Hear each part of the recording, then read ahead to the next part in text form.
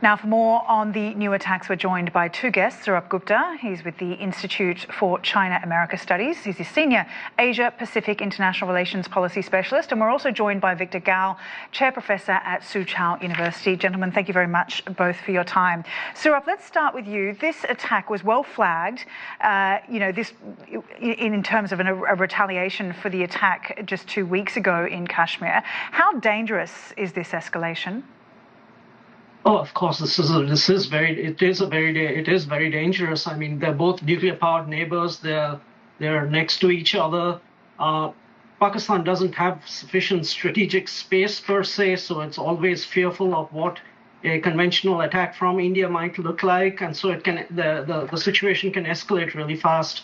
We do have to remember, though, that there have been similar bombings during Modi's period in Kashmir, both in 2016 and in 2019. In 2019, when that happened, India, for the first time since 1971, when they last fought a full-fledged war, India, for the first time, crossed the international border and actually bombed places in Pakistan proper, not in Pakistan administered Kashmir per se only, because that is a disputed territory, but it had crossed the international border, the undisputed international border, and dropped bombs in Pakistan. As I gather, they have done it in more places, in multiple locations in Pakistan, and this will necessarily, from Pakistan's standpoint, require some sort of a rejoinder, just so as to project deterrence, if nothing else. So you can understand the stakes that are out here. India trying to create greater space to have conventional war under a nuclear umbrella, Pakistan trying to minimize that space, and where that ends up can be very dangerous. Pakistan has said it had nothing to do with the attack on tourists in Kashmir. Even though several of the attackers were in fact Pakistani nationals. But should India have proved Pakistan was complicit before striking? Yes, it should have proven, but but I think it's come to the point where India feels sort of fed up by the number of times it has been hurt by Pakistan-linked actors, if nothing else. And it's hard always to trace back and prove back, and to do that in a quick and immediate fashion. And therefore, I think from India's standpoint, what they're trying to do is to project that, okay, no more, never again. And if things get back, we can be really escalating to an awful situation out here. But I mean, I don't know if that cuts this thing with Pakistan, because the whole point at Pakistan's end is to not allow for an escalation. Is to ensure that if a situation escalates, it could escalate to a nuclear conflict, and therefore India should stay its hand. So it's a complicated issue, and kind of tracing back, yes, this is the reason, etc., etc. But I think the Indians have gotten beyond the point where they have to show that this was the reason, etc., etc., why we're doing something, and they're going to, like the Israelis in a way, show power first and then talk later.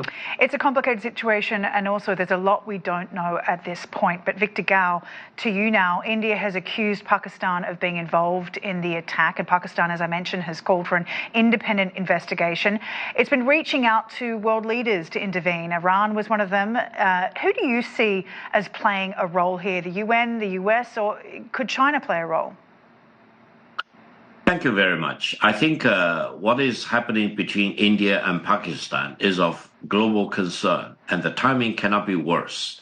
And it is the right time to call on both India and Pakistan to exercise maximum restraint, to immediately cease fire, and to prevent any potential escalation of tension or the conflict between these two countries, because, as the previous distinguished panelist said, both India and Pakistan are armed with nuclear weapons, and the stake cannot be higher. Therefore, we need to do the right thing. Now, secondly, I think all the countries, relevant countries, can play a role to calm down India and Pakistan at the same time. China will be happy to play its role, the United States, Russia, and the United Nations Security Council, or even the General Assembly and the Secretary General, for example. All these people can play a very important role. Major Middle Eastern countries, which have very important relations with both Pakistan on the one hand and India on the other hand, can also play important role. So I think this is the time for diplomacy at its best to kick in to prevent any hothead from continuing to pull the triggers and firing at each other, for example, because we not only need to care for whatever that is happening between India and Pakistan, we also need to care about peace and security in the Indian subcontinent as a whole, as well as in the world at large.